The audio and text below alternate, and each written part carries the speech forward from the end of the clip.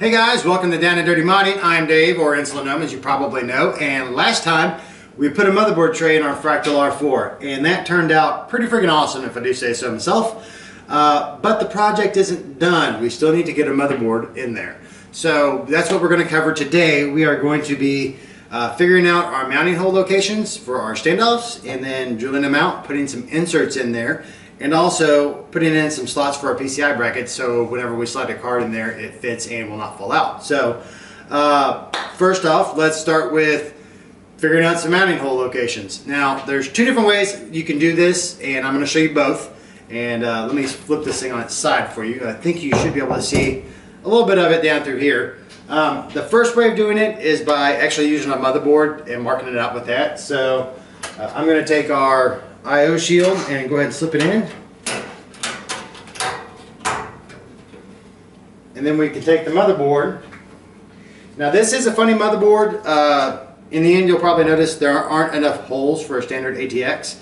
This thing is shy one column of holes. The board's about an inch short, so there's actually only like 2 rows of screws.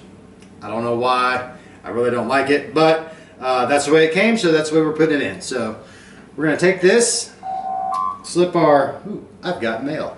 Ooh. God. We're always right in the middle of something, right? I'm going to slip our I/O on our motherboard into our shield to make sure that's fitted in there like we want it. And then try to make sure that we've got the tray pretty well squared up with everything in the world. And I believe it is. Now what we can do is just take a Sharpie or a pen and mark our mounting hole locations. And that's what I'm going to do. Now the only problem with this is that motherboards have a ton of stuff on the back of them, as far as, you know, solder pins and brackets for the processor and all that jazz. So it tends to rock and it can spin on you, so you've got to be really careful. And then also on top of that, sometimes it's hard to get the pin all the way through those holes to make good marks. And that's why I'm trying a new deal with making a template for this, because I should have done one a year ago. But we've gone through marked all our holes. And if I pull this out, I should have a knot where every hole needs to be, which is perfect. And then now what we would do is go in and we need to make some marks where our input shield hits our motherboard tray. We need to mark out right underneath these slots. And what that's going to take care of is, if I can find me a graphics card real quick. I guess I could have grabbed a bracket as well. It's right here. You'll see there's these little tabs will slide into the motherboard tray. And it's the same on the covers, the shields. So we want to make slots for those to fit into. And that's what's going to be right here underneath all of our brackets. So we're basically just going to take and make a mark, and I'm just eyeballing this. They don't have to be quite perfect, but it does need to be pretty close.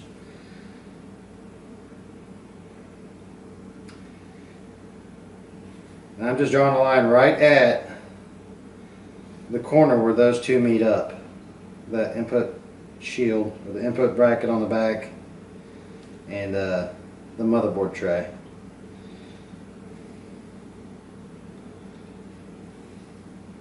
And we'll go back and we'll cut out little slots right there, which is going to be interesting. Now, like I said, I did make a template out of the original motherboard tray out of this case. If you want a video on how to do that, let me know in the comments. It was, let's say I have a better idea of how to do it now than when I originally did it. I think that explains a lot. But we can also use a template like this, and you would just line it up with your PCI brackets and your I/O shield, and then you can go through and actually just mark the holes in the tray, or in the original tray, in the template now, and go in and you would be able to drill those out, and you would get the same thing. Actually, I think you'll get a little different, because I think, yeah, I'm a hair off between what that motherboard is and what this is. And I think, if I'm correct from the last time I tried this, the average of the two actually is right. So that still needs a little bit of tweaking. But now we've got some marks laid out on our tray. We're going to take it out, drill some holes. We're going to be putting some little M3 inserts in, and that's basically because the standoffs that I have are M3 threaded. Now if you've got 632 inserts, you'll need to get some 632 inserts. 632 standoffs, you'll need to get some 632 inserts. You can drill and tap acrylic. It does work. I've done it. The last time I did a tray like this, that's how I did it. The only bad thing is over time, putting in like threading and non-threading those standoffs will slowly wear out the threads. So that's why I want to go with inserts on this one. So it's got some like longevity. You can put them in, take them out, put them in, take them out, whatever. So let's get into that.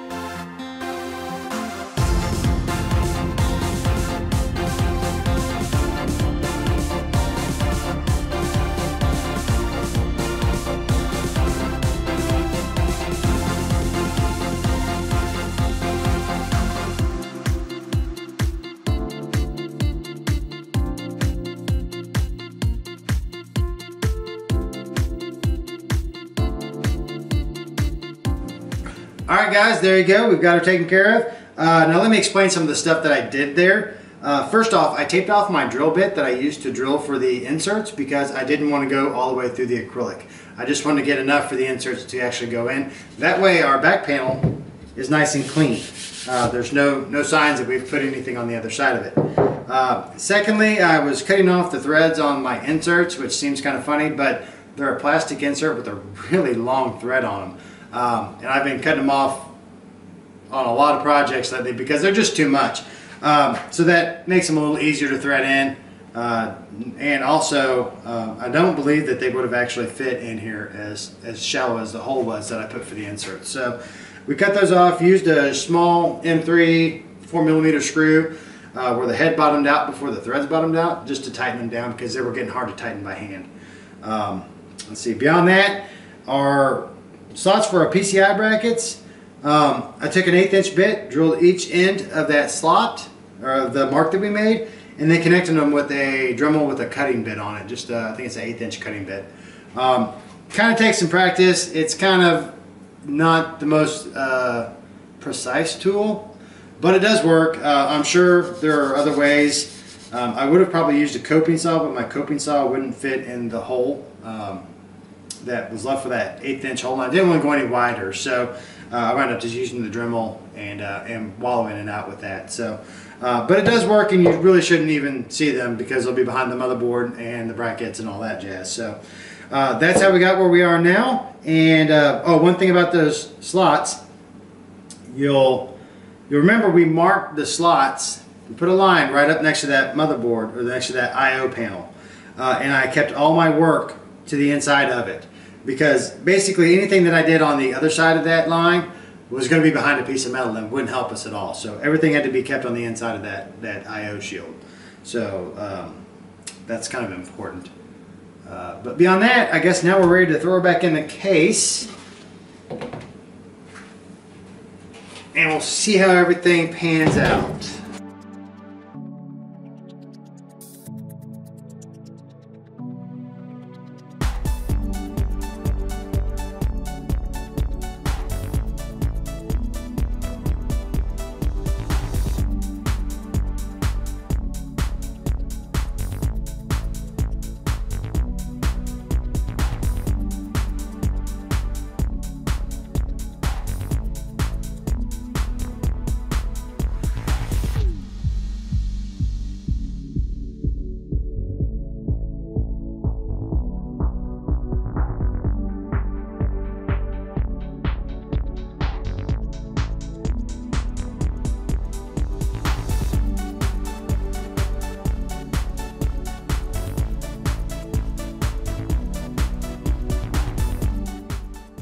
Alright guys, that does it for the motherboard tray replacement. Everything worked out about as well as it could have. I think the only thing I've got left to do is put a CPU hole in the back, so if we want to change our cooling solution for the CPU, we have some easy access to it and don't have to pull the motherboard.